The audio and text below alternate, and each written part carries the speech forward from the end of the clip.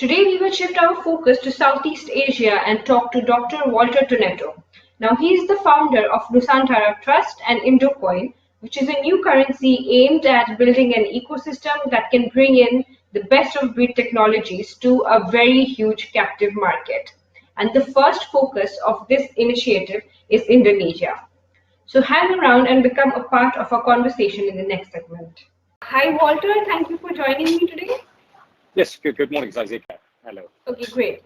So we'll start talking about Indonesia, right? So the thing is, can you talk about what blockchain is doing in Indonesia right now? Well, it's a very simple question to answer. It's doing very little, and there are various reasons for that. There are some blockchain. There's now a formal blockchain association, and there's smaller pockets of blockchain players, or those that are interested in blockchain for various reasons. But it's not really having the traction yet with government. We're having discussions. My company, our three companies, Nusantara Trust, PTE Ltd, an Indonesian company, PT Nusantara Trust Indonesia. We're having various discussions at various levels of government to create an awareness for that, for the possibilities of blockchain, for not only the possibilities, but for the inevitability of blockchain, really. Because it's something that we see as wholly inevitable. Right. So compared to other countries in Southeast Asia, where would you say Indonesia stands right now in adoption of blockchain? It's very awkward when you're comparing a toddler, let's say, that's trying to make its first tentative steps into the world with some that are already up and running around and jumping around. That would be the kind of comparison. Indonesia is still a toddler. It's still trying to find its feet. It's still trying to get its bearings on that. So it's kind of an unfair comparison to enter them into any kind of competitive analysis. It's right there at the start, but as happens so often, there's the possibility of leapfrogging it. I think maybe we can touch upon some of the political complexities that are perhaps stymieing the adoption of blockchain and other light technologies we're talking about. We're talking about blockchain today. We're talking also about IoT, of course, and AI, because there is a real convergence factor that we need to consider here when we're talking about especially long-term prognosis, So that was my next question. I wanted to know if blockchain is doing anything outside of the finance world in Indonesia. Well, we're having discussions in terms of what we're intending, and I guess we're getting to that a little later. And it's more the applied uses of blockchain, where we're approaching an association, and we have approached various associations, and we have various partnerships and MOUs, and some that are pending. Let's say with the Chamber of Commerce.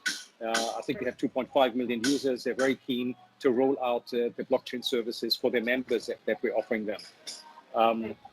Just give you one example, there's also some other state-owned companies where clearly we show them something in terms of the organizational structure, something that's not working or is not working very well, and how we could, other things being reasonably equal, improve upon that. Indonesia in general is really very vast, right? I think it has tens of thousands of islands and I think 30 provinces. 34, so, yes, there's 34 provinces, and of course 17,000 islands, they say, give or take, of course. Right. So I was just wondering if this technology could sort of help in the governance.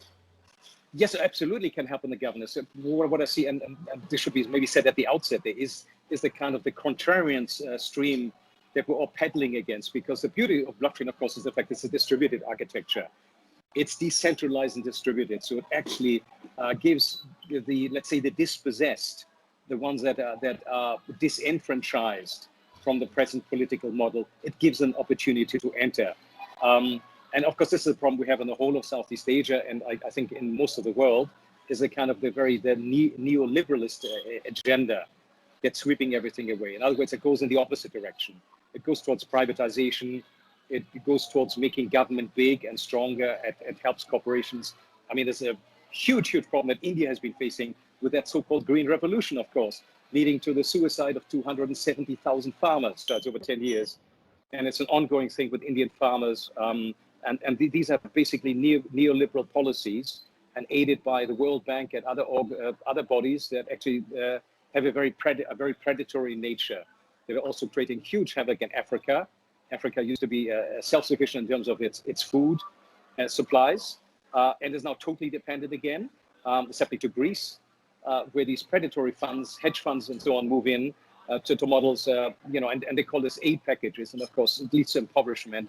It leads to loss of IP, of sovereignty of the people. So this is something that we're all beholden to, and Indonesia is subject to that as well. These kind of neoliberal confusions. And of course, the whole blockchain agenda is contrarian to that, because it seeks to, again, empower the little people. Again, it seeks to spread things out more equitably. So there is, do you understand? So there's this kind of, this conflict that many at the subconscious level would be aware of. They don't understand what blockchain is, but they know if it talks about ceding power or creating less of a disequilibrium, then of course it's anathema to them. Yeah, that's something that they're going to be resisting. Right. So keeping the politics away from this, what do you think the region can do to sort of encourage the adoption of a technology like this? Just keeping the politics apart. Yeah, it's very difficult to do that, of course, to keep the politics totally out of it. But the region certainly, and this is probably from private initiatives, it's probably from certain impact investors that actually nourish an ecosystem. Because there are many enterprises that I'm aware of, and there's many technologists that are kind of very open to this distributed architecture of the internet, to this decentralized yearning, and they should be encouraged. They should be assisted in different ways, and that invariably does not come from government, not in Southeast Asia. It comes from private benefactors, maybe from small funds, that do pro bono activity as well, that don't always see the outcome of it a wad of cash in hand, that see maybe some of the long-term benefits. So that has to come from there. Yeah. Sorry for interrupting. That's okay. So where do you think the popularity of blockchain will actually arise from? Like the full-fledged thing, will it come from like the bigger enterprises or the medium and the smaller businesses? Okay, the major enterprises that they're playing in Indonesia currently in the fintech sector, and most of them, if you look at that carefully enough, they're Ponzi schemes. Okay, they're giving absurd cashbacks, 60% up to 100% cashbacks, unsustainable business models. But clearly, theirs is a short-term strategy of building scale, volume, then going to market and flipping it basically, on an exchange. And again, it's a money-making exercise for the investors. And so they don't have that instinct. They don't have certainly the wherewithal financially, but they don't have the instinct to really do something broad-based. So this kind of impulse, unfortunately, we do not find in the big companies, because their bottom lines, their whole economic model is flawed. So it's going to come from the smaller to medium enterprises. Yeah. Let's speak about IndoCoin a little bit. Okay, so IndoCoin is now arguably, we don't see ourselves as disruptive. I mean, we kind of eschew this kind of verbiage. We don't talk about cryptocurrencies very much, and we talk maybe only a little about blockchain, because blockchain can be explained in many different ways. Cryptocurrencies at the moment is a negative, has a negative bite taste for most people, and that also the fact that many people there are, I'm supposing at least 1 million Indonesians that are investors and speculators with Bitcoin. And Bitcoin, of course, is a classic, whatever you think of it, it's a classic investor stock, a speculator stock. And of course, we are building something that has very, very serious use cases attached to it. And we're moving in the direction of building a stable coin, something that can be used as a hedging tool, as a hedging instrument.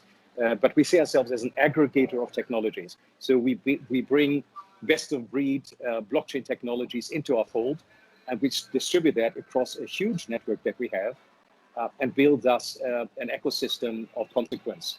That's tied obviously to real use cases. That's something that blockchain, globally speaking, has really not been doing very well, building real use cases.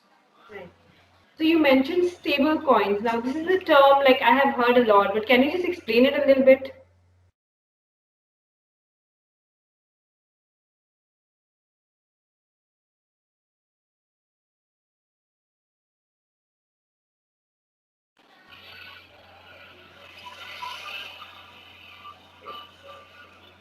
Hello, sorry, my connection seems to be very quick. Stablecoin, yes, please. Yeah, so like, can you explain it a little bit? Yeah. Please. Sorry, you wanted to say something apropos stablecoin? Or, yeah, okay. I just wanted to know what, a stable coin is, because, I mean, what do you mean a coin is stable and the other coin is unstable? I mean, what does that mean? I mean, it's obviously all relative. Obviously, a stablecoin would have the properties of having less volatility than most of the other currencies. The problem is with all global currencies that they're pegged to the greenback.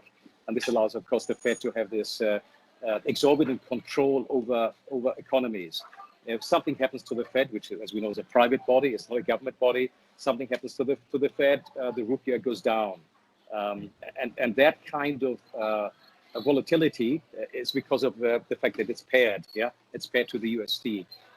With the stable coin, the characteristics that we will have over a number of years, of course, there's no automaticity that when we bring it onto the market, it will be immediately stable. No.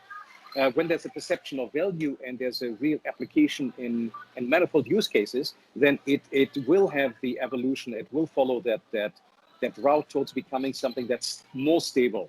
We always have to say it's comparatively speaking more stable, because you can, in an econometric sense or in any sense that you care to look at it, you can't wholly decouple something from other currencies, a basket of currencies, and from other economies. That interlinkage is just too intense and too deep. But certainly, relatively speaking, it should afford much, much more stability for the user, for the owner of the coins, and give Indonesian economy thus over long term a much, much stronger outcome than, in other words, the Asian financial crisis that we had before. It's something that could in part be averted, not wholly averted, but for those that are the owners of IndoCoin, then of course are going to have a much, much stronger presence, a much stronger buying power, let's say. Right. So that was about cryptocurrency, right? It won't be too incorrect to say that the popularity of blockchain and cryptocurrency in general came from the idea of Bitcoin. But what I have understood is that cryptocurrency and blockchain can be separated to quite a distance, right? So exactly how much impact can cryptocurrency have, say, in the economy or finance sector? And is it much different from what blockchain, the sort of impact blockchain can have? Is it different? So blockchain, as we know, is the infrastructure in the cryptographic hashes performed upon this infrastructure, what we call cryptocurrencies. Now, cryptocurrencies is not just something that translates into money. We need to be aware of that distinction. It's an exchange of value. It's a recognition of value. It's an ascertainment of value. It's a verification of value. So it has a whole basket of possibilities that go beyond what we presently think of as an exchange of value. Because at the moment, unfortunately, we think in terms of the fiat. We think what translates back into my currency, US dollar or Indonesian rupiah, and we see that as soon as that's realized, that exchange is complete. And I think cryptocurrencies are going to move in a slightly different direction. Over long term, I think in a fundamentally different direction, because we're moving in the direction basically of the need for a universal basic income. Totally inevitable, totally necessary, and something that the current configuration of our neoliberal world is totally at odds with, because it seems to be giving something for nothing. It seems to be then supporting the idle and so on. But as we know that with automation and with AI and robotics moving at pace, hundreds of millions of people will become not unemployed, but unemployable. So, in order to avert really widespread unrest and revolutions and so on, we will have to have universal basic income. So as you can see, when you put that together, that the certainty of that, then you're seeing that the possibilities of then in the cryptographic exchanges of giving the exchange of value, which does not always have a monetary value at the outcome of it. You understand? But it gives me, let's say, for want of a better phrase, that gives me some brownie points in terms of my community. That my tribe, my community accepts me. I have access to health services or certain other things, or to bartering protocols, okay, that otherwise I would not have. And this is certainly something that the blockchain enables, and that we can give any kind of name. So this cryptographic exchange, or this cryptocurrency, is going to take forms other than money. especially I think one of the new hubs is going to be this reputation model, the evolution of various kind of reputation models.